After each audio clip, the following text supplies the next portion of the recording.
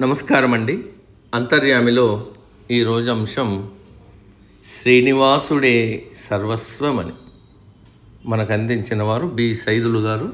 వివరిస్తున్నది మీ విజయభాస్కర్. శ్రీ వెంకటేశ్వరుడి పరమ భక్తుల్లో ప్రాతస్మరణీయురాలు తరిగొండ వెంగమాంబ. దేవదేవుడి దివ్యనామమే శ్వాసగా జీవించిన ధన్య చరిత. సాహిత్యాన్నే సాధనంగా చేసుకుని సాంఘిక దురాచారాలపై సమరం చేసిన ధీర వనిత. తన కావ్యాలు, శతకాలు, యక్షగానాల్లో భక్తిని, జ్ఞానాన్ని రంగరించి పండితుల్ని, పామరుల్ని మెప్పించిన కవయిత్రి.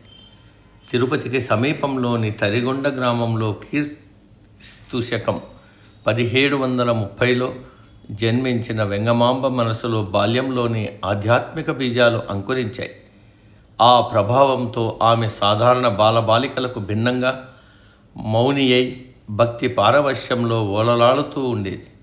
కన్నవారు కలవరపడి 3 ముళ్లతో ఆమెను లౌకిక జీవనంలోకి తీసుకొచ్చేందుకు ప్రయత్నించారు. అయినప్పటికీ వెంగమాంబ పారలౌకిక పథాన్ని, పరమాత్మ పాదాల్ని విడవలేదు. విధి వక్రించి కొన్నాళ్లకు ఆ భాగవతోత్తమురాలు బాల వితంతువుగా మిగిలిపోయింది.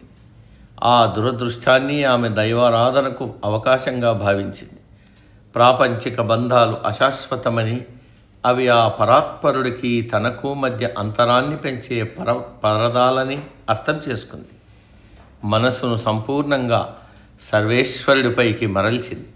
సాంఘిక కట్టుబాట్లను తెంచుకొని సాహిత్యాభిరుచిని పెంచుకుంది. అనుభవజ్ఞుడైన గురువు దగ్గర యోగ విద్యను అభ్యసించి యోగినిగా మారింది. పరమ దయాళువైన ఆ పరంధామున్నే తన పెనిమిటిగా భావించి ప్రేమబంధాన్ని పెనవేసుకుంది. సంకుచిత సమాజం విధించిన ఆంక్షల్ని ధిక్కరించి నిత్య సుమంగలిగా ఉండేది. తరిగొండ నరసింహ ఆలయాన్ని ఆశ్రయంగా చేసుకుని వెంగమాంబ జపధ్యానాల్లో లీనమైపోయింది. ఆ నరహరిలోనే తిరుమలవాసుని దర్శించుకుంటూ తన సాహితీ యజ్ఞానికి శ్రీకారం చుట్టింది. నృసింహ శతకం, నృసింహ విలాసం, శివనాటకం, రాజయోగామృత సారం తదితర రచనలతో నాటి ఉద్దండ పండితులను అబ్బురపరిచింది. యుక్త వయసుకు వచ్చేసరికి వైధవ్యం వెంగమాంబ పాలిట పెనుశాపంగా పరిణమించింది. లోకులు కాకులై ఆమెను వేధించారు.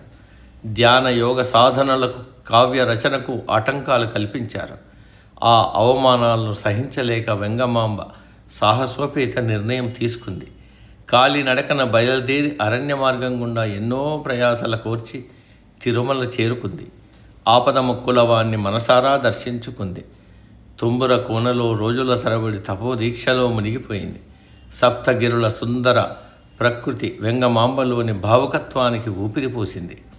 కొండల రాయుడిపై మధుర కీర్తనలు, మనోహర కావ్యాలు రచించడానికి స్ఫూర్తినిచ్చింది. ఆ పరంపరలో ఆమె గంటం నుంచి జాలువారిన కావ్యమే వెంకటాచల మహాత్మ్యం. ఆ పరమభక్తురాలి ప్రాభవం తిరుమల క్షేత్రమంతా వ్యాపించింది. మాత శ్రీ వెంగమాంబగా ప్రసిద్ధురాలైంది.